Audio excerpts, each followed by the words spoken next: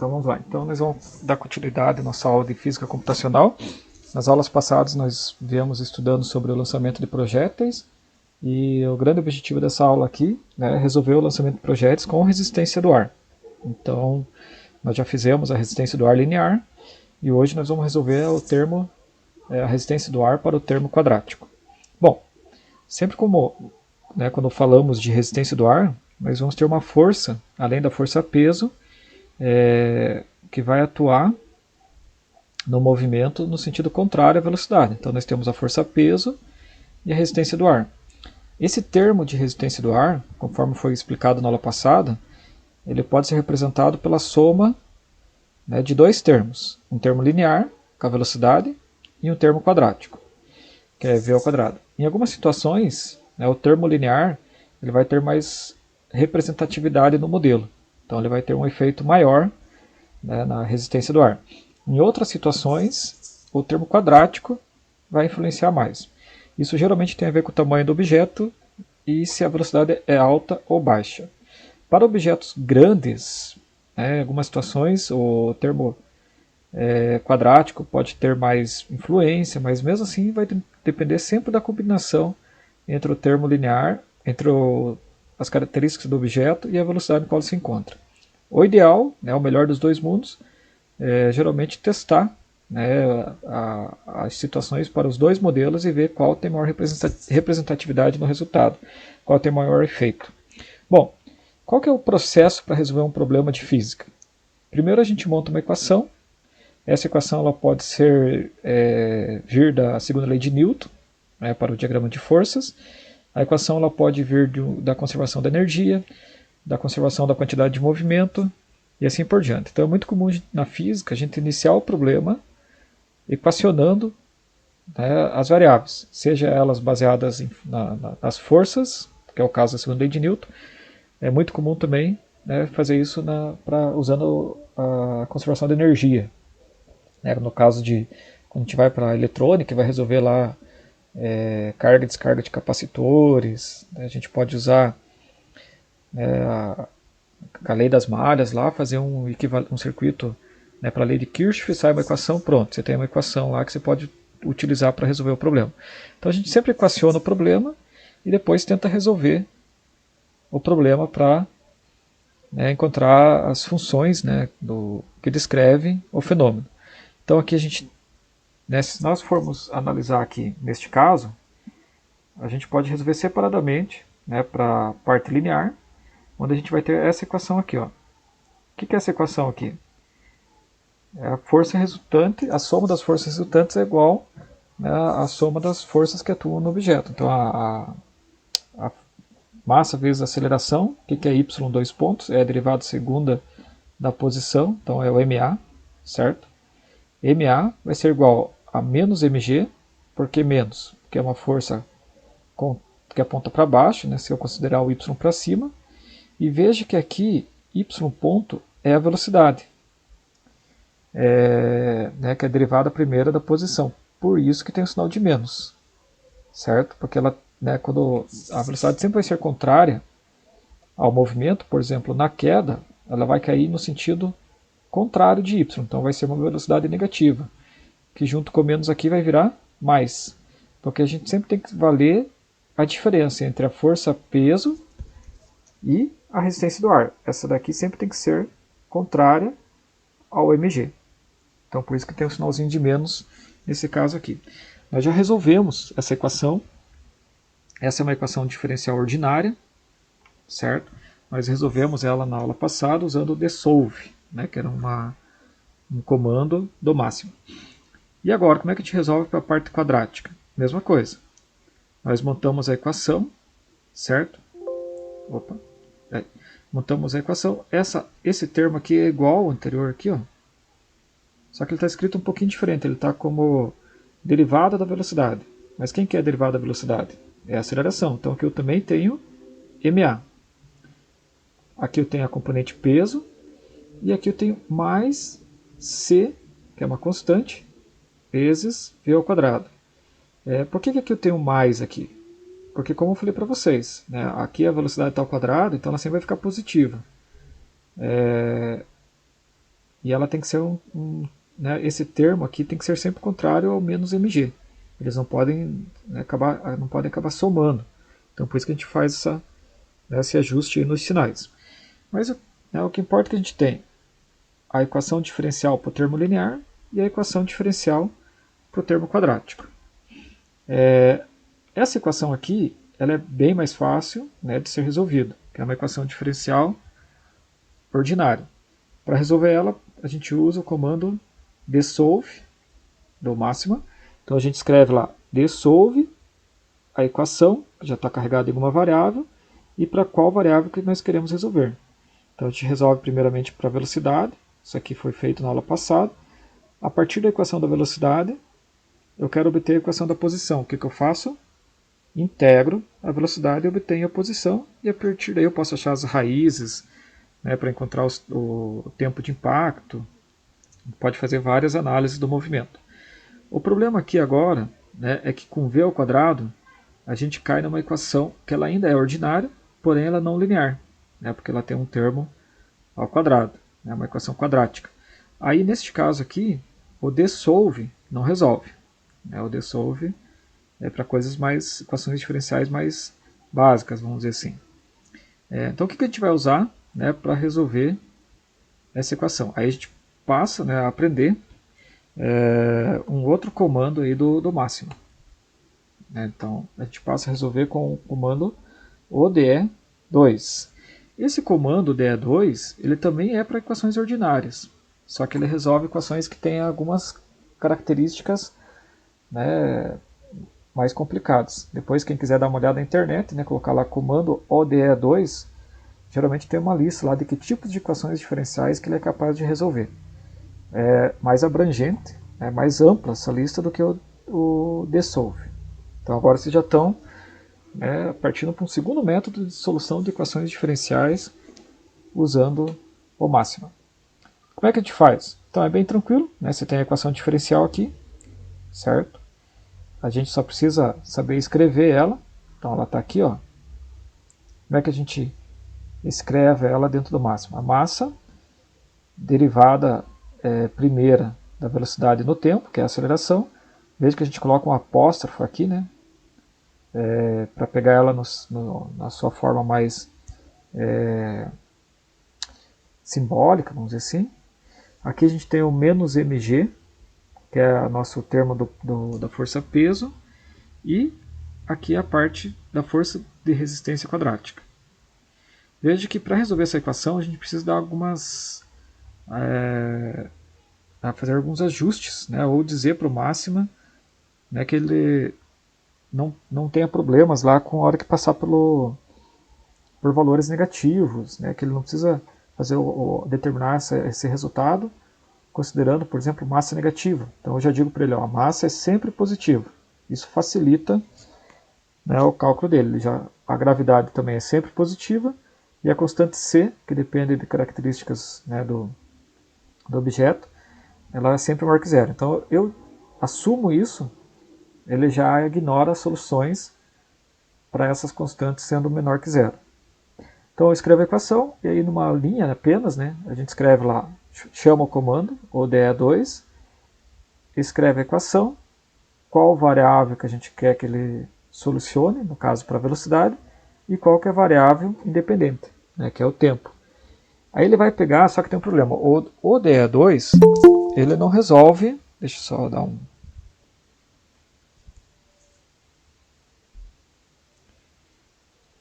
Aí. Então o ODE2 ele não resolve a equação para V já de primeira. Ele dá uma equação linear em que você vai conseguir resolver o V no segundo passo. Então no primeiro passo ele já não dá a resposta. É diferente, né, da aula passada, onde quando a gente pega lá a equação diferencial para o termo linear e joga no comando dsolve, já sai prontinho, ó, a equação da velocidade. E pronto. A partir daqui integra, acha a equação da posição e parte para o cálculo. Na equação com o termo quadrático, certo? A equação com o termo quadrático, a gente usa o DE2 e com o DE2 vai dar esse tipo de resultado. Então eu tenho aqui a equação, ó. Quem que é essa equação aqui? Segunda lei de Newton. Como é que eu sei que segunda lei de Newton? Massa, aceleração, força-peso e resistência do ar, certo? Aí eu aplico, né, o dissolve, aplico o dissolve aqui, para ver. E ele não dá, né, igual a gente espera, né, V igual e a solução. Ele dá essa equação aqui, ó, esquisita, ó, certo? Ele dá essa equação aqui que é uma igualdade. Então ele não resolveu para V, mas ele deixou algo, né, próximo. Por que ele não resolveu para V? Porque essa é uma equação não linear. E para separar agora, eu precisava isolar o V. Eu tenho um V aqui e um V ali, ó.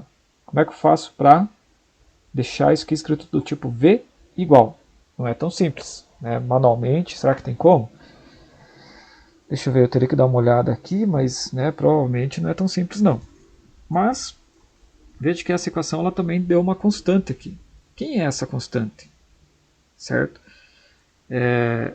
Para resolver essa constante, deixa eu só, tem uma constante ali, veja, %C. A gente indica para essa equação uma propriedade. Então ele vai, por exemplo, trabalhar essa equação baseado nisso daqui, ó, constante, né, condições iniciais, IC1. Essa é uma função que resolve problemas de valor inicial para equações diferenciais de primeira ordem. Geralmente ela usa com ODE2. Quando a gente entra, né, fornece um valor inicial para a nossa variável independente. Então, nesse caso aqui, a gente tem a equação, ó, ela está aqui, e tem a constante. O que eu vou dizer? Essa equação inteira está salva na variável sol, de solução. Então, eu vou usar o comando, né, que vai dizer para o máximo quem são as condições iniciais. Eu vou pegar aqui, ó, na equação sol, que é uma equação comum, né? Já não é mais não tem nenhuma derivada aqui dentro, não é uma equação diferencial. É uma equação comum. O que eu vou dizer para ele? Trabalhe nessa equação aqui de maneira que, para t igual a zero, a velocidade seja igual a zero. Então ele vai colocar um zero, aqui no lugar do t, e vai, né, já considerar que a velocidade é zero para t igual a zero. Aí ele vai isolar a constante c, certo? Então o que ele vai fazer aqui? Ó, aqui ele vai colocar um zero. Aí ele vai achar a constante. Como é que ele vai achar essa constante? É tudo isso daqui. Né? Então a constante é todo esse termo aqui quando t é igual a zero. Aí todo esse termo aqui, ele vai jogar lá no lugar da constante de novo. E vai fazer as distributivas aqui, vai fazer todo aqueles processos matemáticos. Depois que ele fizer isso, ele vai chegar numa nova equação, né, que tem o nosso V, que é o que a gente tanto quer. Certo? Então veja bem, que pena, né? O ODE2 não dá o V pronto já. Ele dá uma equação com o V para a gente trabalhar ela. Onde mais que tem o V aqui, ali e aqui. Porque ela é uma equação não linear. Né? Então, para a gente, como é que a gente vai fazer para isolar esse V? Certo? É simples. Né? Para isolar esse V, eu posso tentar manualmente, certo? Né? Vai me dar um trabalhinho extra. Mas quando a gente quer isolar alguma variável em uma equação, no máximo, a gente usa o comando solve, que a gente já usou ele em outros momentos. Então só tem que pegar tudo aquele termo lá, toda aquela igualdade, toda essa igualdade aqui, ó, lá no máximo, eu posso copiar ela, né? Ou jogar ela numa variável e pôr lá dentro do comando solve, que começa aqui e termina aqui. E eu digo para ele, isole V, certo? Então ele vai fazer isso, né? Você dá um Ctrl Enter lá, ele vai te dar já o resultado bonitinho. Ó. Isso pronto, né? Isolou V. Era isso que a gente, né? É isso que a gente tanto precisa para entender esse movimento. Então como é que funciona? A gente tem a equação diferencial, né, a partir da segunda lei de Newton, que envolve massa vezes aceleração igual a peso menos força de resistência do ar. Dessa equação diferencial eu tenho que tirar a velocidade. Tendo a velocidade, eu consigo ter a posição. Vai ter um outro passo, né, que a gente pode integrar para obter a posição. Então nós chegamos nessa equação. Veja que essa equação ela tem dois termos muito parecidos aqui. Ó. no denominador, no numerador aqui, né, entre parênteses, ó, esses dois termos são muito parecidos. Só que esse daqui está menos 1, esse aqui está mais 1. E aqui eu tenho, né, o e, né, exponencial, elevado a um termo, ó, que eu posso chamar de x, por exemplo, e aqui é igual, aqui embaixo é igual. Então é como se eu tivesse e elevado a x menos 1 e e elevado a x mais 1. Aí, o máximo jamais vai perceber que isso daí tem uma semelhança com uma propriedade trigonométrica. Quem lembra daquelas tabelas de propriedade trigonométrica? Tem uma propriedade trigonométrica que é essa daqui, ó. Aí que entra o lado humano na equação. Se eu não fizesse isso, teria problema? Não, né? Mas uma simplificação desta resulta em uma equação mais simplificada, visualmente mais limpa, né? Mais compreensível em termos de comportamento. Então, por isso que eu chamo aqui, ó, o lado humano, na observação do resultado, vai perceber que aqui dentro, né, tem uma equação que lembra uma igualdade trigonométrica, que é a tangente hiperbólica de x. Então, se vocês forem numa tabela lá, dos livros, aí você vai ver que a tangente hiperbólica ela é e elevado a x menos e elevado a menos x, e elevado a x mais e elevado a menos x. Mas, professor, aqui não tem 2, né, e elevado a x e menos 1 e elevado a menos x. Só que aqui tem o número 2 multiplicando. Ó. Certo? E como é que é a propriedade de potência? Soma as bases e repete. Como é que é? Para bases iguais, repete a base e soma os expoentes. Então, a gente pode abrir essa equação aí, certo? E esse e, ou quer ver, ó, quer ver como é que a gente pode resolver? Que a gente pode multiplicar em cima e embaixo por e elevado a menos x. A hora que eu fizer a distributiva, aqui que é 2, vai ficar, né, vamos supor que todo esse cara aqui seja x. Então aqui eu tenho e elevado a 2x, e aqui fora eu tenho e elevado a menos x. Aí quando eu faço a distributiva, vai ficar e elevado a 2x e elevado a menos x. Aí vai ficar e elevado a x. Ótimo. E aqui eu tenho menos 1 vezes e elevado a menos x. Está aqui. Ó. Só que se eu multipliquei a parte de cima, né, da fração, também tem que multiplicar embaixo pelo mesmo item. E elevado a menos x. Aí vai ficar igual. Aqui eu tenho 2. A hora que eu fizer a distributiva vai ficar 2x menos x. Aí eu obtenho e elevado a x. E com mais 1 aqui, vezes e elevado a menos x, eu obtenho e elevado a menos x. Então vejam que realmente, né, a pessoa que bateu o olho ali e olhou a função trigonométrica, por isso que é importante conhecer as tabelas. Né, tem muita gente que fala que com o tempo acaba memorizando, mas é porque acaba usando muito e tendo conhecimento delas acaba sendo útil nesses casos. Então você consegue realizar um passo matemático que só olhando para a equação ali você não iria conseguir. Que é fazer essa substituição aí por uma tangente hiperbólica. Então todo esse termo aqui, ó, né, com essas duas partes entre parênteses, vai virar tudo uma tangente hiperbólica. Certo? E está aqui. Então a gente vai ficar aqui o resultado para o problema, utilizando o termo quadrático, a velocidade no tempo é menos raiz quadrada de gm sobre c, tangente hiperbólica, né, da raiz quadrada de cg sobre m vezes t. Uma equação dependente do tempo. Então, como é que é o passo a passo para resolver um problema? Isso é mais importante do que os detalhes, gente. Primeiro, a gente tem uma equação diferencial, ela é ordinária, porém tem um termo não linear, que é o v ao quadrado. Por isso que não dá para usar o dsolve, a gente usa o DE2, certo? Só que após o DE2, a gente não obtém a solução já. Seria uma maravilha, né? Se já desse a solução V de t. A gente tem uma equação que contém V e uma constante. Aí o que a gente faz? Nessa igualdade que tem V e uma constante, usando o comando de condições iniciais, né, para tem o IC1 e o IC2, quando a gente tem mais de uma condição inicial. Mas o IC1 diz para a nossa equação, está aqui, ó, diz para a nossa equação para né, no tempo, para considerar que no tempo igual a zero, V é igual a zero. Aí ele resolve a nossa constante, certo? Depois disso, a gente precisa isolar o V. Aí a gente usa o solve, certo? Para isolar o V. Aí isolou o V, né? Nós usamos mais uma propriedade trigonométrica e chegamos em V de t. Então essa é a solução praticamente. Esse é quase todo o trabalho aí, né? A parte principal, né? Começa analisando o diagrama de forças, monta a equação da segunda lei de Newton, chama algum comando na física computacional, né? Chama algum comando para resolver e vai trabalhando até obter, né, a função horária para velocidade. Bom, essa equação, né, já está pronta, certo? Ela só está faltando agora obter a equação para posição. Se eu tenho v de t, certo? A velocidade é a derivada da posição, então a posição é o quê?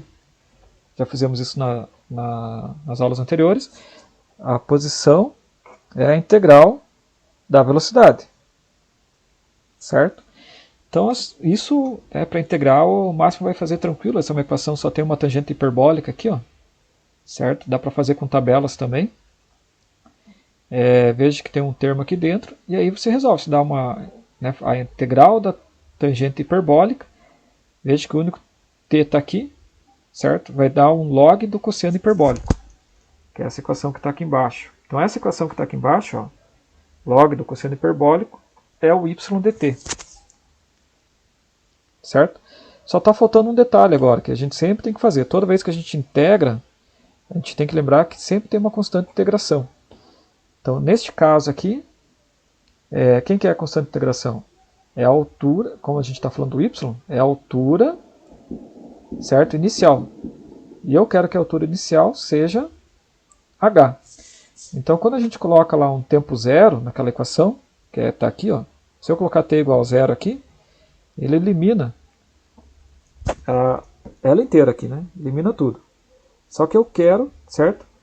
Que quando eu colocar t igual a zero, não dê zero, dê h. Então por isso que eu coloco C mais h. Isso aqui é outra, né, intervenção que a gente tem que fazer com base no nosso conhecimento do fenômeno. O computador, a física computacional não vai nunca chegar nessa ter essa ideia de acrescentar um h ali sozinho. Isso aqui vai das condições da natureza do fenômeno. Então eu coloco um h, beleza, tenho a minha equação de y dt. Aí é fácil, né? Então a gente tem aqui a queda com resistência do ar quadrática, certo? Tem a equação aqui. Eu posso colocar um diâmetro de 2 milímetros, uma massa bem pequenininha, né? Dá para representar a gota d'água, as propriedades que nós vimos na aula passada para gama, g, e uma altura de 2 km. Então a gente pode fazer análise de uma gota de chuva agora com resistência do ar quadrática e não linear. E está aqui, ó. Ela vai levar, certo, muito mais tempo para cair do que a gente tinha feito na aula passada. Então aqui eu estou usando, né, o explicit, certo, para verificar, né, a equação y dt de 0 a 400 segundos. Então está aqui, de 0 a 400 segundos, vai levar em torno de 320, 300 e alguma coisa para a gota chegar no chão. Veja que com a resistência do ar quadrático, uma coisa que é legal de perceber, que o y ele é praticamente uma linha reta aqui, ó, porque ele chega numa velocidade terminal muito rápida, porque a gota é leve, então logo que ela alcança, que a resistência do ar se iguala, a força de resistência do ar se iguala ao peso em newtons, ele não tem mais aceleração. Então é por isso que a gota, ó, ela cai praticamente com a mesma velocidade, levando um tempão aí para chegar ao solo. Então se a gente for analisar aqui, né, a gente tem uma raiz dessa equação y dt.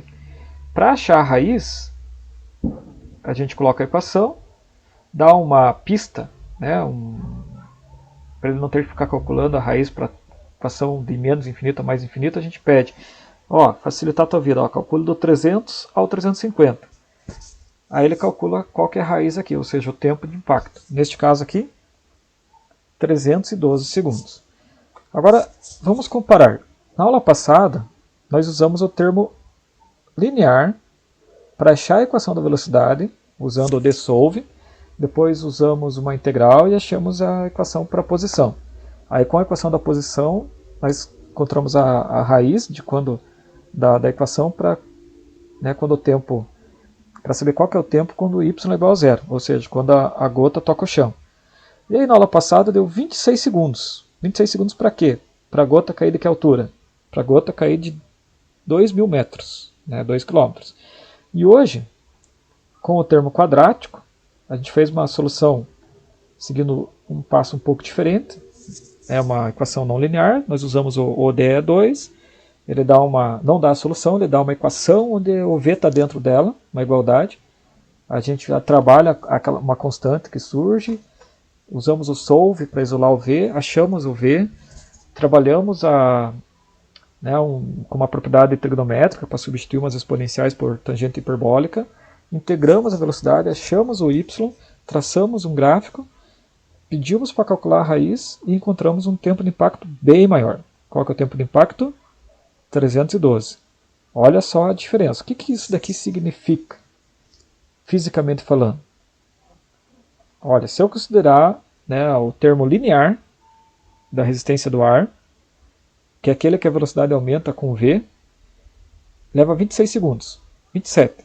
Se a gente usar o termo não linear, ou o termo quadrático, em que a força depende da velocidade ao quadrado, o tempo vai ser bem maior, 312 segundos, certo? Mais que 10 vezes a diferença aí, né? Então a gente chega numa conclusão. Vou até escrever aqui, ó, resistência do ar quadrática versus o linear para uma gota de chuva. Então se algum dia vocês, né, professor, se for para considerar a resistência do ar, eles têm que falar, ó, tem o termo linear e o termo quadrático. Ah, mas qual que é a diferença? O termo linear, a força aumenta proporcionalmente com a velocidade. E no quadrático, a força de resistência do ar aumenta com a velocidade ao quadrado. Então a velocidade dobra, a força quadruplica.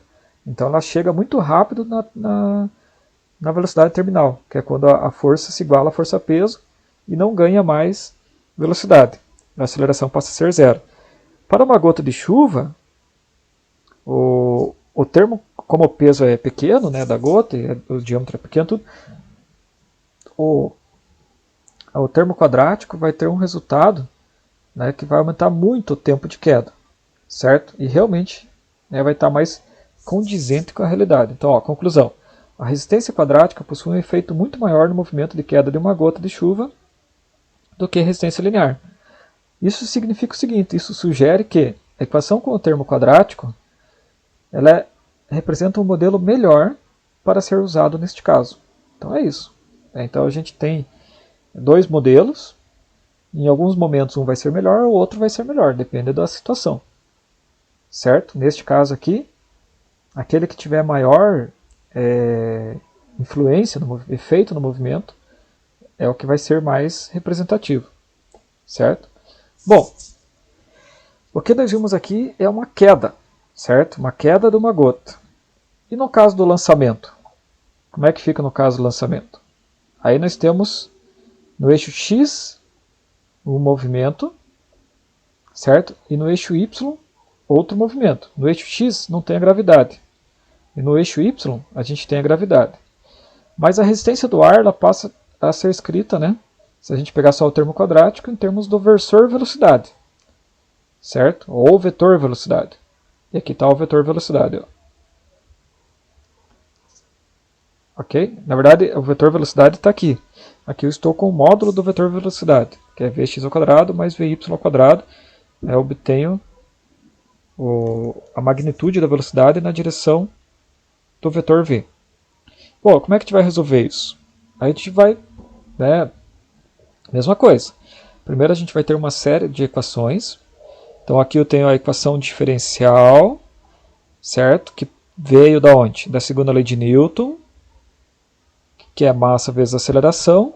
Ó, V ponto é a derivada de t da velocidade, ou seja, a aceleração.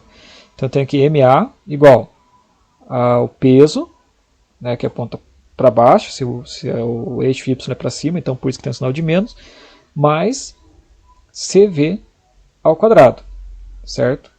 né, que o termo da velocidade aqui tem que ser sinal contrário, né, à queda, ao peso ali. Bom, aí nós podemos escrever equações para isso. Equação para posição, equação para velocidade e equação para aceleração. Então a gente tem assim, quem é a velocidade? A velocidade é a derivada da posição, certo? Então tem aqui Vx e Vy, cada um é uma derivada. E quem é a aceleração em x? A aceleração em x, veja bem, em x não vai ter o termo mg. Então é só, se ela não tem o termo mg, é só passar o m aqui, ó, né, dividido, ou dividimos os lados por m. Então está aqui o resultado. E quem é v ao quadrado? V ao quadrado vai ser vx ao quadrado mais vy ao quadrado. Certo? Então essa aqui é a equação para x. E para y? Para y eu parto da mesma equação, certo? Só que eu passo m dividindo, ou divido todos os termos por m, e vou ficar com v.y, que é a em y, aceleração em y, igual a menos g, menos esse termo aqui, e vx ao quadrado mais y ao quadrado. Então eu tenho 4 equações aí. Bom, gente, o problema é que essas equações elas são do tipo não separáveis.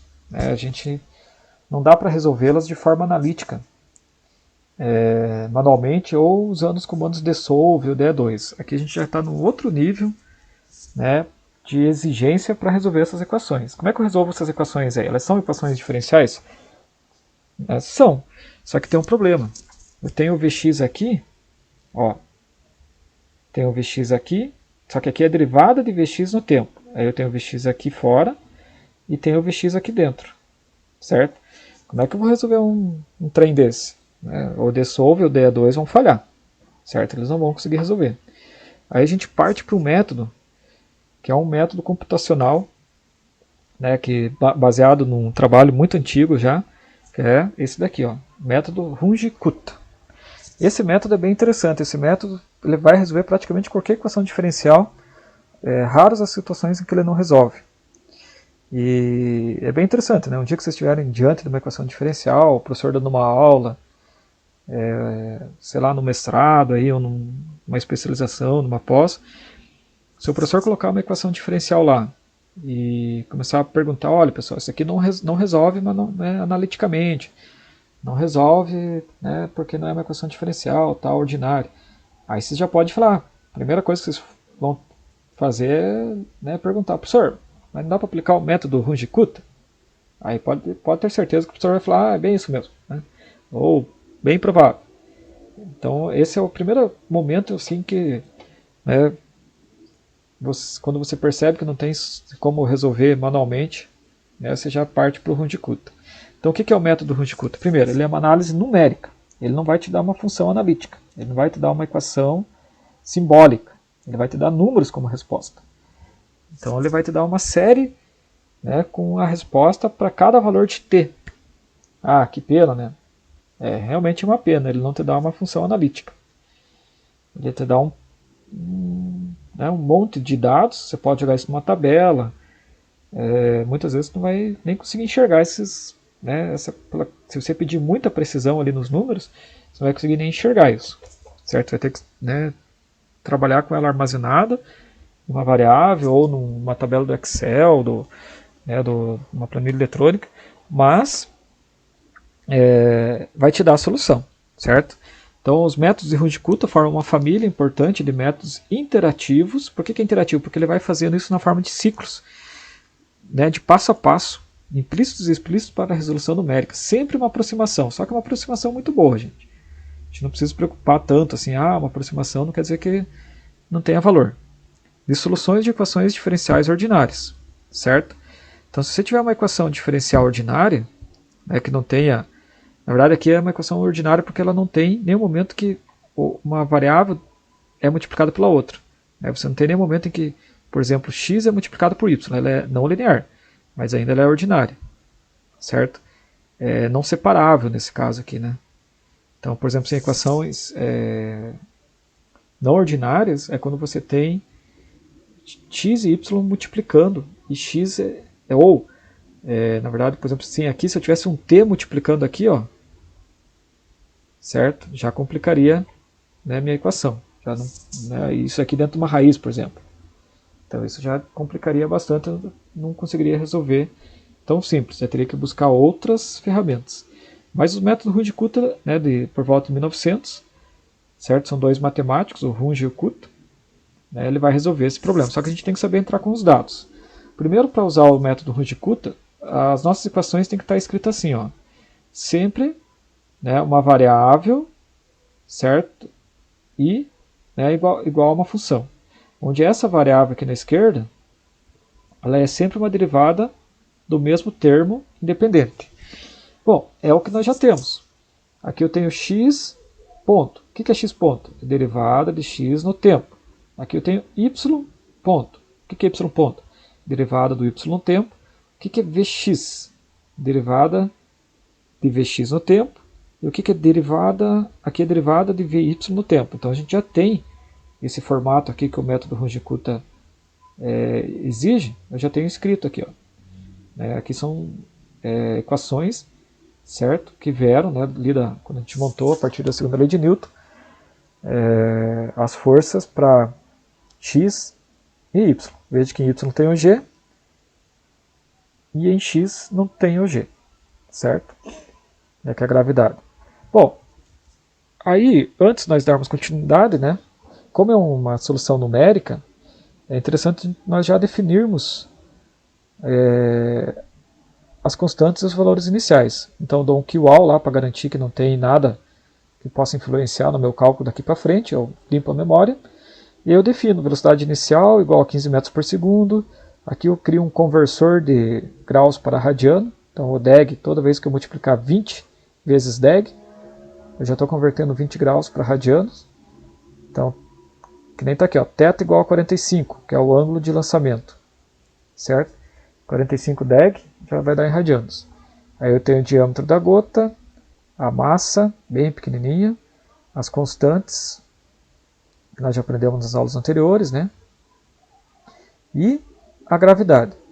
Também temos dois valores importantes. A partir do V0, que é a velocidade inicial, a gente tem a componente x e aqui a componente y. Tudo já pedindo float para deixar na forma numérica. X é cosseno e y é seno de θ. Bom, o comando Runge-Kutta, ele, né, lá no livro ele não dá tanto, explica, mas é melhor deixar claro aqui, ó. Ele é sempre colocado na forma de lista, seus argumentos. Então, veja que ele tem a lista 1 com 4 argumentos, a lista 2, a lista 3 e a lista 4, certo? Então assim, quem que vai na lista 1? Tudo que está do lado direito das igualdades aqui, ó, certo? Quase como se estivesse montando uma... Lembra quando a gente começa a montar matrizes e tal, né? Mas tudo que está do lado direito da igualdade, cada item vai estar na primeira lista. Então, ó, Vx, Vx, Vy, Vy. Esse menos, papapá aqui, tá lá. Então é um grupo de equações, ó. E ele vai achar a solução para esse grupo de equações. Tá lá. Quem que é o terceiro item? É todas as variáveis que estão aqui ó, do lado esquerdo da igualdade. Então isso aqui vai entrar ali. Quem é? Que são derivados no tempo. Então é derivada de x em t, derivada em y em t, derivada em vx de t e derivada de vy em t. Então está tudo aqui, ó. X, y, vx e vy. Veja que todos esses aqui são derivados no tempo, né, igual está aqui, certo? Na forma como a gente tem que usar para escrever. E quem é os terceiros itens quer dizer, quem são os itens na terceira lista? É as variáveis iniciais. Então, x para o tempo 0, 0. Y para o tempo 0, 0. Quer dizer que ele é parte da posição da origem. Velocidade inicial é Vx, 0. Velocidade inicial em y, Vy, 0. Veja que esses valores eles foram definidos aqui. Ó. Vx0 e VY0. E agora, né, o quarto termo aqui no método Ruji-Kutta é você dizer quem é a variável, né, a variável independente, no caso é o tempo. A gente vai definir aqui qual é o valor inicial para tentar achar todas as soluções, né, para tentar achar o valor de x, y, vx e vy, e quem é o valor final.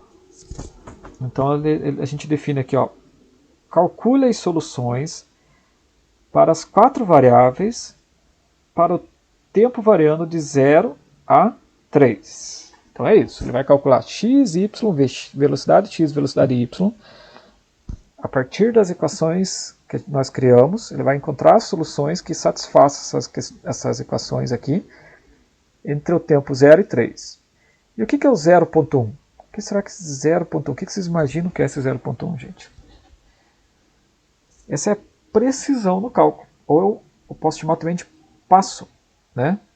Então aqui é só para... eu tinha colocado os slides aqui, então ó, a primeira lista é o lado direito das equações, a segunda lista possui as variáveis da esquerda das equações, que são derivadas em t, a terceira lista é o x, y, vx e vy, as condições iniciais, né? E esse 0.1 é o passo, eu quero que resolva, ele não resolve uma função, ele resolve números, o resultado é um cálculo numérico. Então ele vai achar para mim as soluções para o tempo 0, 0.1, 0.2, 0.3, 0, né, no caso, 0,4, 0,5. Por quê? Porque é o passo que eu quero que ele trabalhe. Se eu colocar aqui um valor muito pequeno, eu vou ter mais precisão, porém vou ter mais dados. Tem que saber se eu preciso disso. Se eu colocasse aqui o número 1, eu ia ter muito poucos dados, daí eu ia ter 0, 1, 2 e 3. Então 0.1 já é de bom tamanho, né? Então o último termo é o passo da precisão do cálculo para a obtenção da solução. Então nesse caso aqui ele vai fazer o cálculo de 0,1 e 0,1 até chegar no 3. Então, e aí, gente, depois que a gente calcula, veja que a gente vai salvar o resultado nessa variável aqui, ó, data. O que é essa variável aqui? Uma equação matemática? Não. Uma função? Não. São as coordenadas. É como se for, ela vai conter as coordenadas para a velocidade, para a posição e o tempo. Né? Vai obter todo o resultado ali. Eu não sei se lá no livro explica tão bem essa parte, porque ele passa muito rápido lá, né? Então veja como é que funciona. Quando vocês mandarem calcular isso aqui, vai estar o data. E se eu for analisar cada item dentro desse data, quem que está no data item 1? Ele é uma lista gigante, né? Que ele vai ter do 1, certo? Eu acho que vai até o 30. Se eu quiser ver quem que é 1, é quem? Bom, é o tempo 0. No tempo 0, aí ele vai determinar para você o valor de x, o valor de y, a velocidade já vai estar em 10 em x, ó. Tá vendo? Lembra que a velocidade inicial lá era 15 metros por segundo? Então provavelmente esse 10.607 e esse outro 10.607, se você pegar cada um desses aqui, levar ao quadrado, somar e tirar a raiz, provavelmente dá 15. Teria que fazer um teste aí, né? Mas provavelmente. Aí já é quem aqui? Velocidade em x e velocidade em y, certo? Quem que é o segundo item da nossa variável data? É o resultado do cálculo para o tempo 0.1. Então veja que o x andou, o y andou um pouco menos, e a velocidade em x tem a resistência do ar, né? Não é constante, diminuiu, e a velocidade em y diminuiu mais ainda, porque tem o g. Quem que é o data 3? É o resultado para o tempo 0,2. O que aconteceu? X andou, ó, era 0, vamos fazer aqui, ó, 0, 0,9, 1.6. E o y? Foi para 0,86 de altura e agora 1,44. Olha a velocidade em x. Era 10, foi para 7, agora foi para 6. E y? 10, foi para 7, mas aqui em y já ficou 4. Ó. Por quê? Porque tem a gravidade agindo também. E no item 4, a gente tem o resultado para o tempo 0,3. Veja que o x foi para 2, o y já foi para 1,8, a velocidade em x é 5 e a velocidade em y é 3. Então o método Runge-Kutta não dá, né, uma função, uma equação. Ele te dá uma quantidade enorme de data, né, contendo os valores numéricos para um certo intervalo, pulando de um passo que você entra lá no comando dele. Bom, quantos números, quer dizer, quantos itens tem nessa variável data aqui? Uma forma de saber o tamanho, quantos itens tem numa variável, é o comando length, certo? O comando length pode ser usado para saber quantos elementos a variável data possui. E quando a gente puxa o comando length, a gente descobre, né, não é difícil também de perceber, claro, né, que ela tem 31 elementos. Por que ela tem 31 elementos? É o 0, o 0.1, 0.2, até 1 segundo, são 10 mais o 0, que dá 11.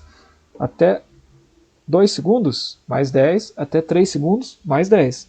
Então, por isso que a variável data tem 31 elementos, certo? Então, são 31 elementos de resposta. Puxa, professor, mas, né, legal, mas também confuso, né? Você tem tudo quebradinho, né? É como se tivesse, né, se fosse com a calculadora ali, né, fazendo testes por interpolação e tal, e fosse tabulando esses dados numa tabela do Excel. É mais ou menos isso, certo? Bom, a gente pode ver isso graficamente. Lembra que a gente usava o explicit para ver funções? A gente pode criar um gráfico do tipo points, certo? Só que antes, deixa eu ver se eu...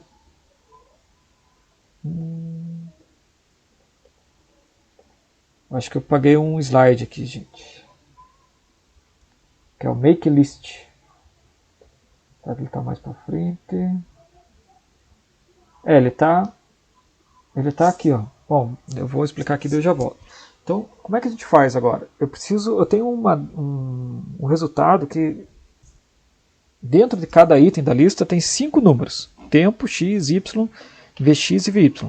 Vamos supor que eu quero fazer uma lista nova e deixar mais enxuto isso. E eu quero fazer uma lista nova tendo apenas o valor de o tempo, certo? E o valor de x. Como é que eu faço?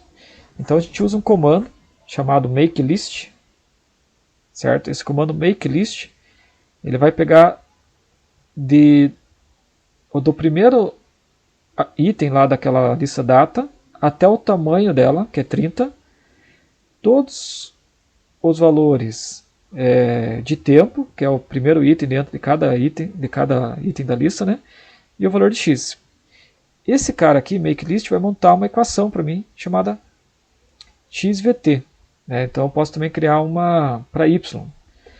Fazendo isso, gente, a gente pode... Deixa eu voltar aqui agora. Está fora da ordem, mas a gente pode ver esses dados em um gráfico, né, com os pontos da lista que eu criei a partir da data. Então eu crio uma lista a partir da data e mando gerar os pontos. Ó. Aí ele mostra para mim. Isso aqui no Excel você seleciona todos os pontos e manda criar um gráfico lá, ele já te dá. Aqui eu tenho que dar um comando para poder fazer a mesma coisa. Mas ele vai fazer como é que foi a variação em y no tempo. Bom, agora tem um detalhe. Vamos supor que eu queira pegar todos esses dados e transformar numa função mesmo, analítica. Né, uma função do tipo física. Então, primeiro, eu crio lá minha lista com os pontos de y e t, certo? E eu uso um comando chamado cspline, né? spline. Tá aqui, ó. O que faz esse comando aqui? Esse comando aqui, o computador faz uma aproximação, por exemplo, vocês devem ter visto muito agora o pessoal gerar curvas a partir dos pontos, né, do crescimento do Covid. Então você tem, o que você tem no gráfico do Covid? A gente tem pontos, não tem uma curva. Então são pontos do quê? Número de confirmações pelo variável dias.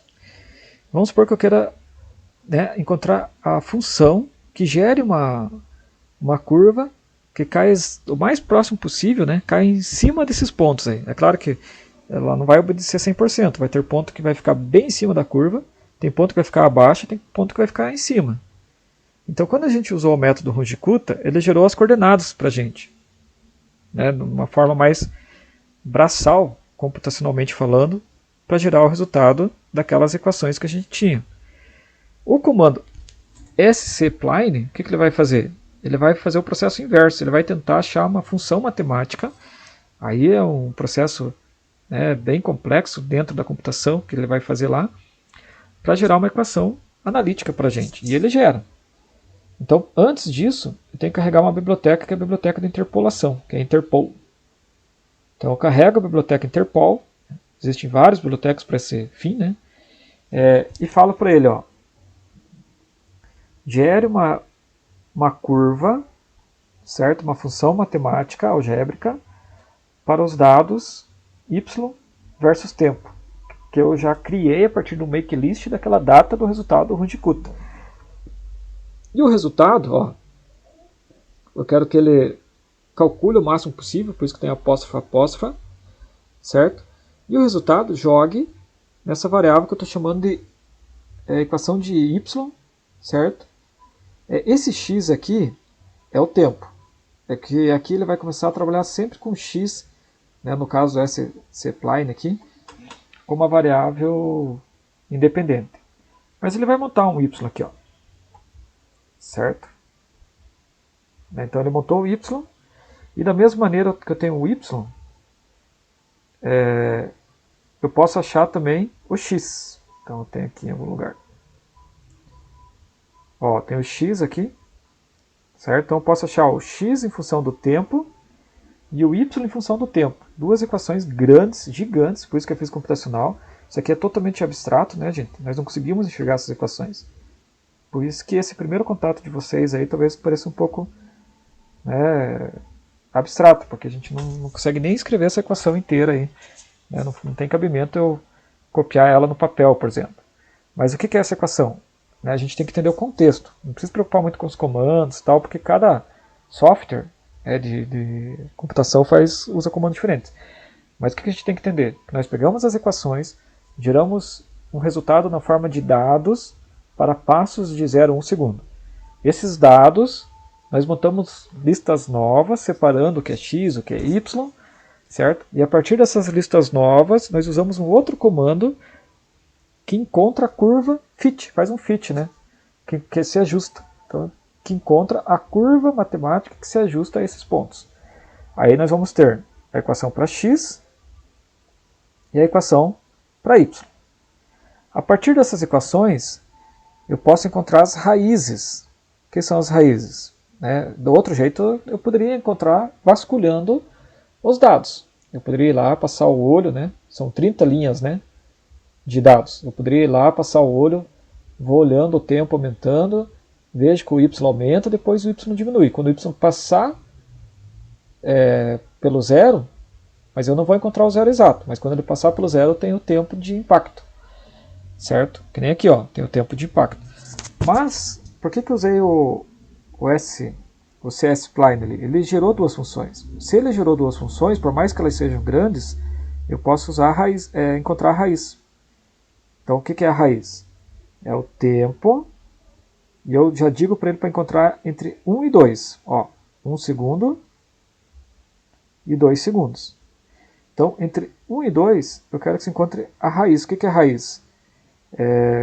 O valor de tempo, né? Ó, que é 1,3, onde a função é zero. Então a gente encontra aqui que a raiz, né, é 1,3, certo? Para y. Então ele leva fica 1,3 segundos no ar. Né? Faço isso para x também. Só ver aqui. Bom, gente, e tendo as duas equações, eu tenho a equação de y e tenho a equação de x. Ó, nos passos anteriores obtemos y dt e x de t. Então eu tenho duas equações. Essas equações aqui lá no livro, quando vocês vão fazer os códigos, ela está com um cifrão aqui. Aí ela não mostra a equação. Eu acho que didaticamente é interessante vocês colocarem ponto e vírgula para vocês, lá na hora, né, de rodar o comando, observar o tamanho dessas equações aqui, certo? Que é uma equação de fit a partir de dados e um gráfico. né? Que nem eu falei para vocês podem pegar o dado lá do Covid, gerar né, a lista com os pontos, pega pronta na internet aí, dá um ssplane lá e você vai ter uma equação, né, que vai poder, ela vai se encaixar no comportamento que a gente tem até agora e você vai poder fazer uma estimativa de para onde que vão aqueles dados. Aqui a gente fez, né, o ssplane porque a gente queria um valor exato, né, da raiz, ou seja, do tempo de impacto em zero. Por isso que a gente fez, né, o ssplane. A gente pode fazer também para, que nem lá a minha data, ela tem os dados até 3 segundos. Mas agora com a curva, né, que gerou, eu posso encontrar dados para um tempo maior que 3. Bom, tendo as duas equações, para y e para x, a gente pode montar um gráfico da trajetória. E olha que interessante, ó, né, esse aqui é o caso de uma gota, né, de água sendo lançada a 15 metros por segundo com um ângulo de 45 graus. Se eu não, agora aqui, ó, se eu não usar a resistência do ar, como é que é a curva? Ela é uma parábola perfeitinha, bonita, que leva, né, em torno de mais de 20 segundos no ar para aquele movimento. Mas será que se eu pegar sei lá, o que eu poderia usar para espirrar? Aqueles, né, canhãozinho, arminha de jato de água, né, um canhãozinho de água.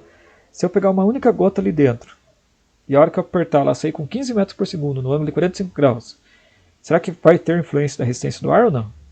Vai ser grande a influência, certo? É uma gota de água é uma coisa leve, né? A velocidade é alta para a gota, 15 metros por segundo. E a resistência do ar vai atingir logo um valor igual ao peso.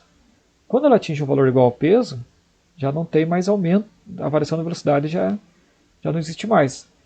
Então o resultado é um movimento bem diferente aqui, ó. Então aqui eu vou traçar o gráfico. Veja que agora o gráfico é um gráfico paramétrico. Por que é um gráfico paramétrico? Porque eu tenho x, aqui não é o tempo, x é uma variável em função do tempo. E aqui eu tenho y. Y aqui não é em função do tempo. Quer dizer, é em função do tempo. Então eu estou traçando aqui, eu estou pegando aí a combinação de x, y, certo? E traçando um gráfico. Então, né, voltando aqui não é em segundos, então, certo? Aqui é a posição x e aqui é a posição y. Então quer dizer que a gota, ela, sem resistência do ar, ela vai ter um alcance na faixa de 20, 30 metros. Corrigindo agora, né? E a altura, sem resistência do ar, ela vai passar dos 5 metros. Imagine uma gota, né, que você atira ela com 15 metros por segundo, passar em 5 metros de altura. Então é difícil. Mas na verdade aqui, ó, com resistência do ar, ela vai até uns 2 metros de altura. Por isso que a equação é paramétrica. Né? O que é uma equação paramétrica? É quando a gente vai traçar o gráfico de um círculo, de uma elipse, algumas funções, né, diferentes aí que, né, a curva ela vai ter pode ter até mais de um valor, mais de uma coordenada para um mesmo valor de x. Então esses são gráficos paramétricos. Aqui ele coloca vários valores iniciais, só que ele traça dois gráficos aqui, certo? Um deles está aqui, ó. Então tem um gráfico aqui parametric e outro gráfico aqui parametric, aqui embaixo. Então são dois gráficos e o mesmo. O primeiro, ele está pegando a função xs dt e y dt, de 0 até o tempo final que nós calculamos anteriormente aqui. Certo? Deixa eu ver onde que está. Acho que estava aqui do lado mesmo, né? Aqui, ó. Para 5 segundos. Então, esse gráfico inteiro aqui, certo? É que tem o xt_end, né? Que é o tempo final.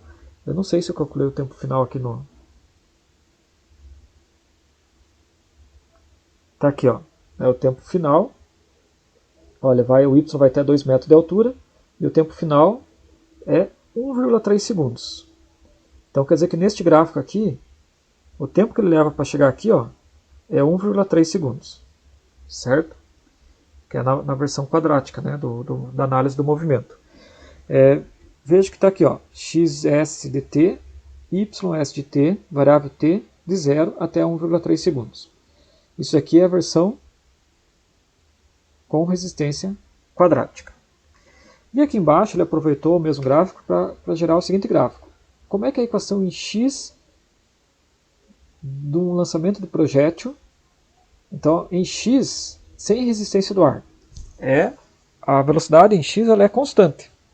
Ela é a componente x da velocidade. Então, por isso que é V0 cosseno θ. Como que é a equação em y, certo? Do lançamento do projétil. A equação vai ser aquela equação lá, né? Como é que é? S0 mais V0t mais AT ao quadrado sobre 2. Ela está aqui. Só que a posição inicial é 0. Então vai ser aqui, ó, VT menos AT ao quadrado sobre 2. Certo?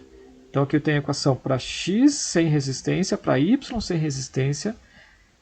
A variável é o tempo, de 0 até quanto tempo? Quem é esse tempo aqui, gente?